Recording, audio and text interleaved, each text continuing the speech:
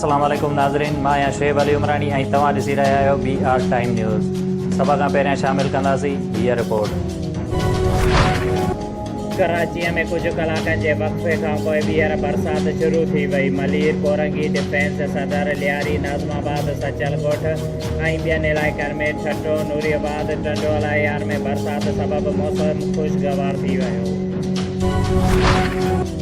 कराची में बरसाति बैदि हेठाईं वारा इलाइक़नि में रस्तनि ते पाणी बीठल। ट्रैफ़िक जी रवानगी बि मुतासिर। शहरी इंतज़ामिया बरसाती पाणी निकाली करण में नाकाम। के इलेक्ट्रिक जा 200 फीडर बि ट्रिप थियण सबबि केतिरनि इलाइक़नि जी बिजली बि बंदि। मौसमियात खाते सिंध जे मुख़्तलिफ़ शहरनि में जारी बरसाति जो सिलसिलो सुभाणे ताईं जारी रहण जी आगाही करे छॾी। डायरेक्टर मौसमियात सरदार सरफराज़ चयो आहे त कराची समेत सूबे जे मुख़्तलिफ़ शहरनि में हलंदड़ बरसाति जो दौरु घटिजी वियो आहे। 8 सेप्टेम्बर खां बरसाति जो नओं सिलसिलो सिंध में दाख़िल थींदो। अफ़गानिस्तान जे दौरे ते पहुतल DGISI लेफ्टिनेंट जनरल फैज़ हमीद जी सरबराहीअ में फ़ौजी वफ़द जो काबुल में मुलाक़ातूं। सिलेक्टेड वज़ीर आज़म अवाम खां अजो लटो ऐं रोज़गार खसे रहियो आहे। हिन वक़्तु मुल्क में गुरबत ऐं बेरोज़गारी बि सतह ते पहुची वई आहे। मुल्तान में कारकुननि खे ख़िताब कंदे बिलावल भुट्टो ज़रदारीअ चयो त शहीद बेनज़ीर जो 30,000 माण्हुनि खे रोज़गार ॾिनो। उन्हनि खे इमरान बेरोज़गार करे छॾियो आहे। मुस्लिम लीग काफ़ जी टिकट होल्डर मियां मज़ार अब्बास ऐं राना अमजद अली अमजद जी मुलाक़ात। पीपल्स पार्टीअ में शामिल थियण जो ऐलान। इस्लामाबाद जे इंटरनेशनल एयरपोर्ट ते क़ौमी एयरलाइन जो एयरबस जहाज़ हादिसे जो शिकार। ज़रिए जो चवणु आहे त PIA जो जहाज़ पुशबैक दौरान हादिसे जो शिकार थियो। जहाज़ जी कनेक्टिंग राड टुटण सबबि नोज़ खे नुक़सान पहुतो। People's party chairman Bilawal Bhutto Zardari ऐं अपोज़िशन लीडर शहबाज शरीफ़ विच में टेलीफोनिक राबितो। मुल्क जे मजमूई सूरत हाल ते ॻाल्हि ॿोल। इलेक्शन कमीशन कंटोनमेंट बोर्ड जी चूंडुनि में फ़ौज मुक़ररु करण बाबति PTI जे दरख़्वास्त रद्द करे छॾी। इलेक्शन कमीशन पंहिंजे फ़ैसिले बाबति PTI खे लिखत में आगाह करे छॾियो। लकी गुलाम शाह वेझो मुबैना मुक़ाबले में मारिजी वियल कंदकोट वासी इमदाद मलक ऐं अयाज़ चोलियाणीअ जे वारसनि मुक़ाबले खे कूड़ो करार ॾेई छॾियो। वारसनि जो चवणु हुयो त पुलिस नौजवान खे होटल तां पकिड़े कूड़े मुक़ाबले में क़तल करे छॾियो। मोरो शहर जे गचेरो रोड वटि माछी बिरादरीअ जे 2 धुरनि में सगावती तकरार तां जहिड़ो थी पियो, जंहिं सबबि हिक ॿिए मथां फायरिंग गोली लॻण सबबि हिक धुर जो शरफ़ुद्दीन माछी गोली लॻण सबबि मौक़े ते फ़ौत थी वियो, जॾहिं त 2 ॼणा लियाकत बबलू लॻी शदीद ज़ख़्मी थी पिया। फ़ौती नौजवान ऐं ज़ख़्मीअ खे मोरो अस्पताल आंदो वियो, जिते 2 ज़ख़्मियुनि जी हालत ॻणिती जोगी हुजण सबबि नवाब शाह अस्पताल मोकिलियो वियो आहे। लाश पोस्टमार्टम बैदि वारसनि हवाले, जॾहिं त धुरियूं मोर्चा बंदि वधीक जहिड़े खे रोकण लाइ पुलिस सख़्त इंतज़ाम कंदे एहलकार मुक़ररु करे छॾिया, जॾहिं त वाक़िए जो आख़िरी इतलाह ताईं को बि केस दाख़िल न थी सघियो। अॻूणे सूबाई वज़ीर ज़िया हुसैन नंजार पारां मोरो शहर में सब्ज़ी मार्केट वटि कल्चर कॉम्प्लेक्स ऐं पब्लिक लाइब्रेरी ऐं दादू मोरो रोड खां डेपारजा ताईं तामीर थियल रोड जो इफ़्तिताह कयो।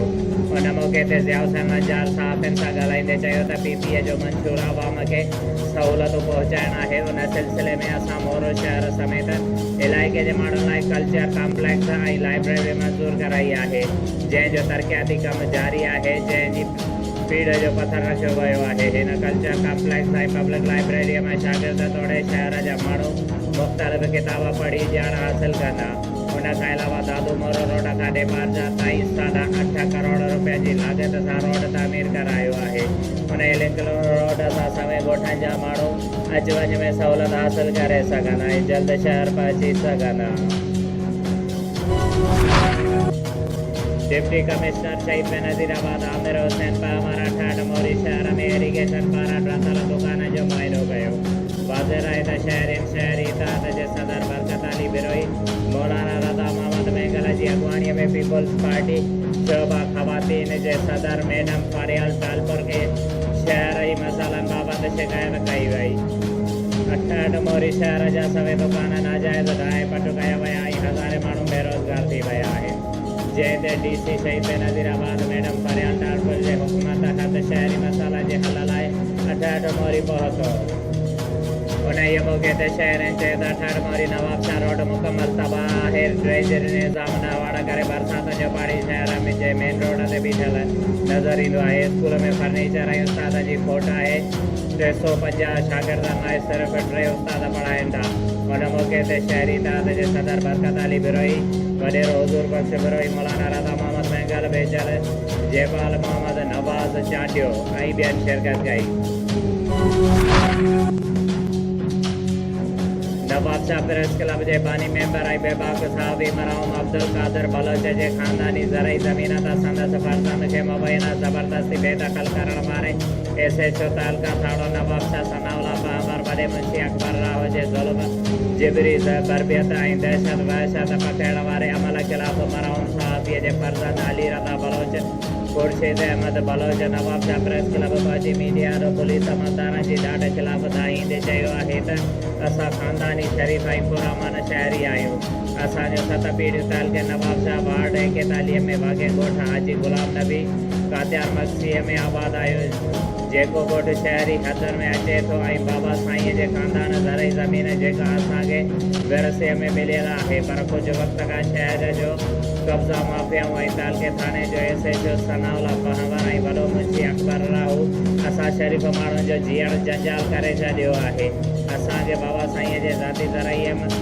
ज़रई ज़मीन मां बेदख़ल करण लाइ मज़कूरा पुलिस अमलदार रोज़ानो पुलिस मोबाइलूं साण करे असांखे पंहिंजे ख़ानदानी मिल्कियत तां बेदख़ल करण कूड़नि केसनि में फसाइण जूं धमकियूं ॾेई रहिया आहिनि हुन चयो त SHO सनाउल्लाह पहमर असांखां 50,000 रुपया रिश्वत वरिती आहे ऐं हाणे चवे थो त DIG ऐं SSP नाराज़ आहिनि उन्हनि खे राज़ी करिणो आहे त 50 लख ॾियो हिन चयो त SHO सनाउल्लाह पहमर ऐं वॾो मुंशी अकबर राव पंहिंजे उहिदे ताक़त ऐं कानून जो ग़लति इस्तेमालु करे ऐं पंहिंजे बाला ऑफिसरनि जा नाला इस्तेमालु करे असांखे बिला जवाज़ ब्लैकमेल करे ऐं ईसाए रहियो आहे हुन चयो त असीं पाकिस्तान पीपल्स पार्टीअ जा पुराणा वोटर आहियूं हिमायती आहियूं असां party chairman Bilawal Bhutto Zardari chairman Asif Zardari अदी फरियाल ठाकुर ज़िया हुसैन लंजार हाजी अली हसन ज़रदारी ऐं ॿी क़यादत खे अपील कयूं था त ख़ुदारा असां शरीफ़ ख़ानदान माण्हुनि खे करप्ट ऐं ज़ुल्म पुलिस अमलदार SHO सनाउल्लाह पहमर वॾे मुंशी अली अकबर जे ज़ुल्म बरबियत खां बचायो वञे ऐं उन्हनि ज़ालिमनि खे उहिदनि तां हटाए असांखे इंसाफ़ ऐं तहफ़ुज़ फ़राहम कयो वञे ॿी सूरत में असां मरण घड़ीअ ताईं बुख हड़ताल करण ते मजबूर थी वेंदासीं शोएब अली उमराणीअ खे ॾींदा इजाज़त वधीक ख़बरुनि ऐं अपडेट्स लाइ ॾिसंदा रहो BR टाइम न्यूज़।